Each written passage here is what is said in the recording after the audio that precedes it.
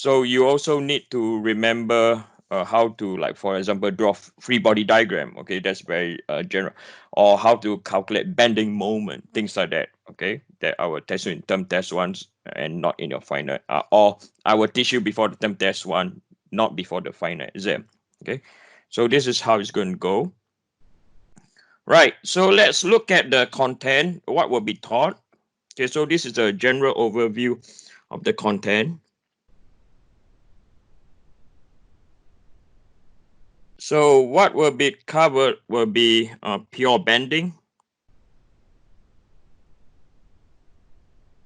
And more specifically, we are going to go into unsymmetric loading.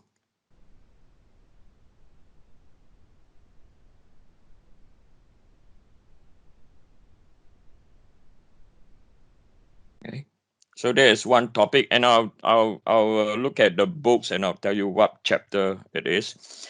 And then the next topic that we're going to go through is one of the most difficult in structure analysis or in engine mechanics, is shear stresses. Okay, shear stresses in beams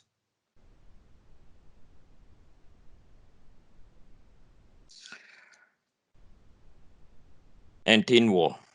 Okay, so this is a very complex topic, but don't worry, I'll make sure you understand it really well. So again, this is for, we have two sorts, which is symmetrical loading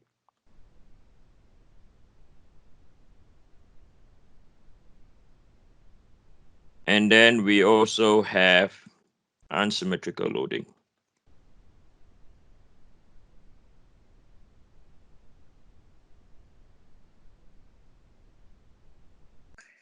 And then after that, we're going to look into analysis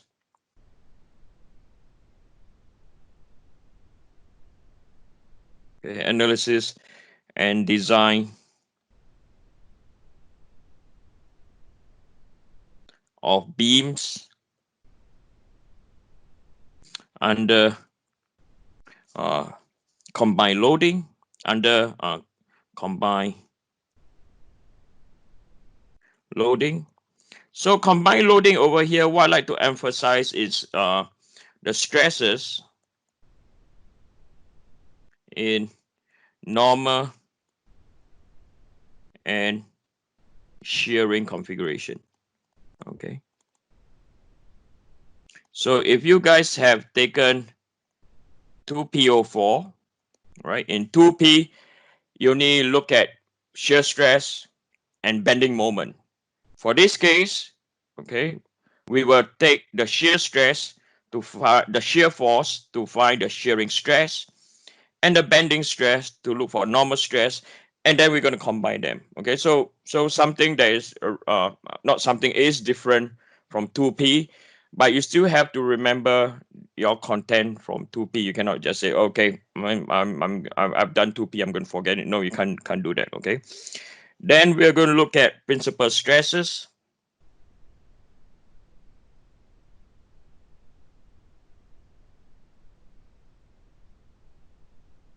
Under given load, under a combination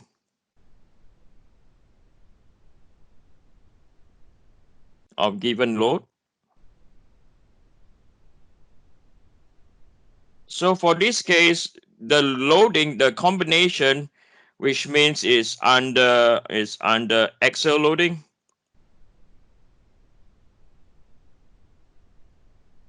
is under bending moment,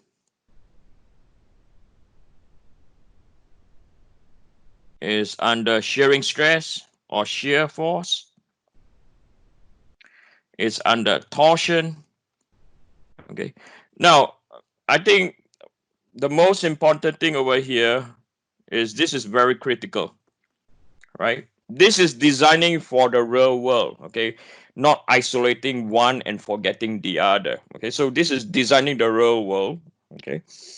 And then we're going to look at transformation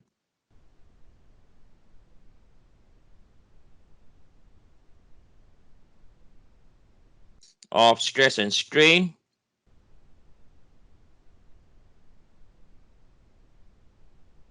Okay, so this is a tool that you need to select the right material. So over here, we're going to do 2D and 3D mold circle.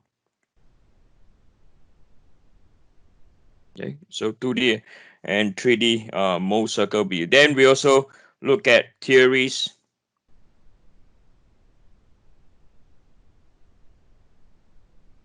of failure.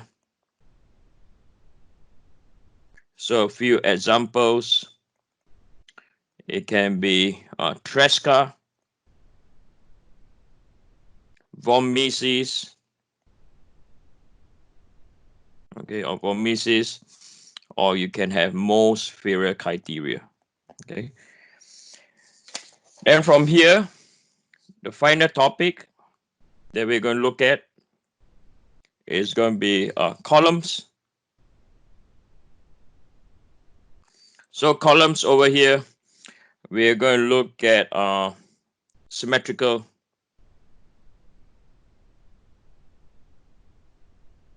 loading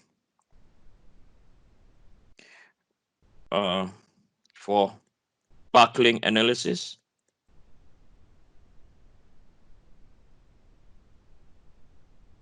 So this is for buckling, and we also going to look at unsymmetrical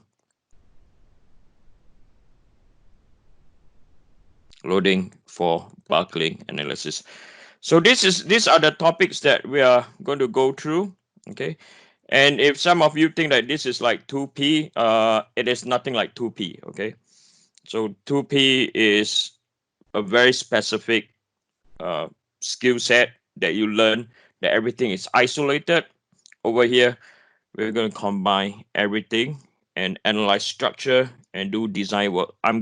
The reason why I'm going to more into application for you in this topic, or in this course, is because to prep you for 3E05, okay, and which is your design. And this is the last course that you'll take before you start designing actual components. So that's why you have a big combination of different topics integrated together. Right. So with this, I'm going to stop here and I'm going to see anyone has question. Okay. Now, anyone has question, please ask me now. Thank you.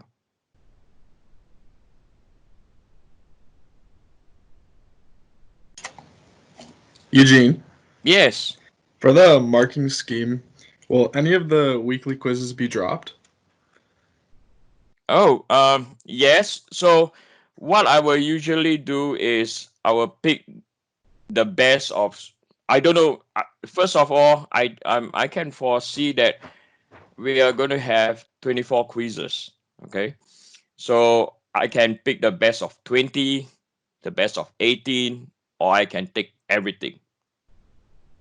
Okay, so does that answer your question? Yeah, that answers. Yeah. So if you ask me to give you a fixed number, I can't. It all depends. Then you ask me, Eugene, depend on what? It depends on how you guys do in your term test one. Also, there's going to be a factor. If I see that term test one, you guys are really doing well, okay, then okay, I can take all the quiz. If you are doing badly for term test one, maybe I can take one or two off. Okay, so it all depends. Or if the term test everyone gets 10, okay, everyone score 10, then I consider everything. Or if the term test, sorry, the quizzes everyone gets 10, I'll take everything. Or the quizzes, I see a lot of people struggling because this is the first online course they've taken. You're not up to date. Then maybe I can reduce like 3 or 4 quizzes. Okay, I'll take out the worst of 3 or 4. Okay, right. Any other questions before I go on?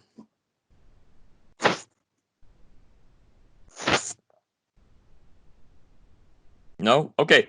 Now, if some of you have to have an urgency to stop me while lecturing, do it in a polite way, like excuse me, sir, or excuse me. Okay, don't call me sir.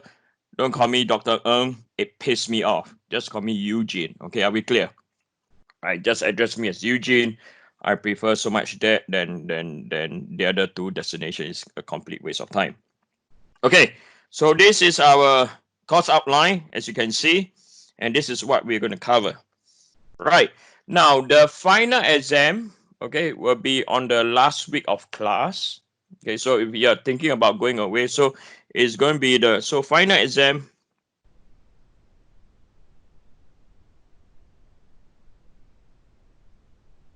Okay, final exam. All of a sudden it looks weird. So the final exam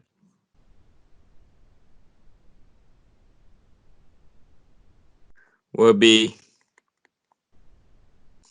on the first week of August. Okay, so don't go anywhere. Okay, don't go to Barbados. Okay, don't go anywhere.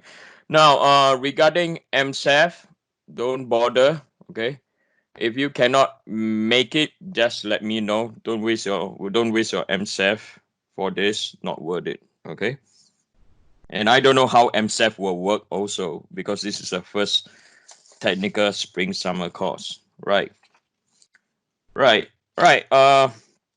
Okay, let's go into introduction. Okay, so this is the introduction.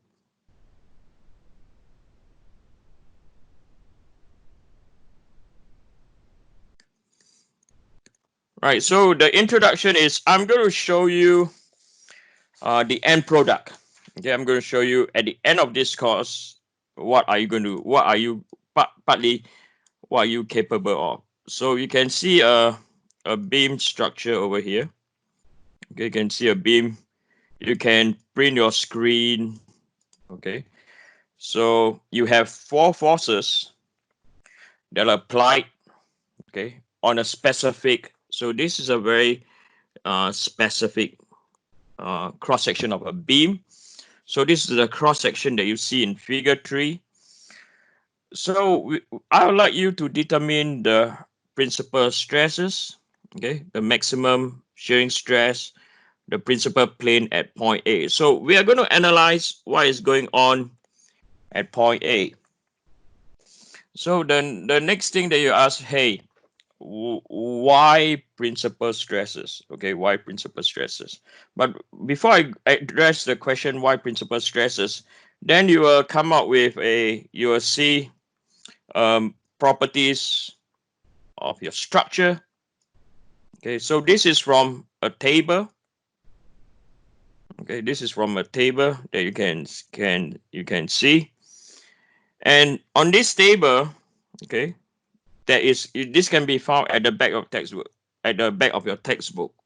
Okay, so on this table you can see the cross section of a beam, and the destination that we're going to use is W341.7.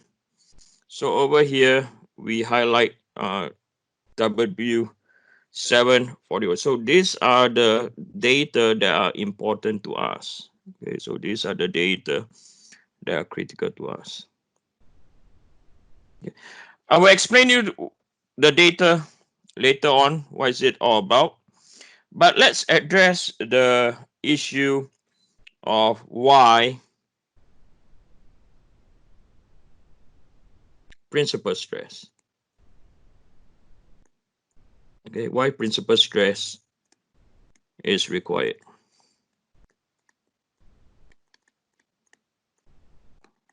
Okay, so as you can see in this question, the beam have different sort of loadings. Okay, so you have axial loading. Okay, you have an axial loading. So I'm going to, you will have, so what you see over here is 100. You will have axial loading from the 100, and the 25. So if we were to draw a transformation, so before I go on, I need to draw a transformation. So what do I mean by transformation? So you have to tell the general audience that which is your x. Okay, so this is our x direction. Sorry, that's our Y. Okay. Now, by the way, every mistake that you spot on my lecture, stop me. Okay. And I'll buy you beer when the bloody virus is over. Okay. I'll buy you beer. Okay. So this direction